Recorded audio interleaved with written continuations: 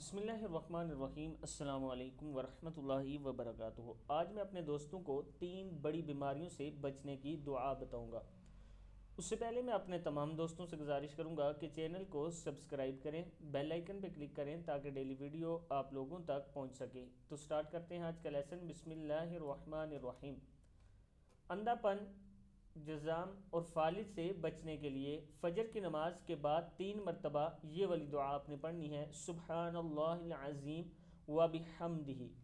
3 مرتبہ جب یہ پڑھ لیں تو پھر اس کے بعد اس سے نیچے والی یہ دعا جو ہے یہ 1 مرتبہ پڑھنی ہے، اللہم انی اسألک مما عندک وَأَفِزْ عَلَيَّ مِن فَضْلِكَ وَانشُرْ عَلَيَّ مِن رَحْمَتِكَ وَأَنزِلْ عَلَيَّ مِن بَرَكَاتِكَ۔ کیا ہے؟ عَلَيَّ مِن بَرَكَاتِكَ۔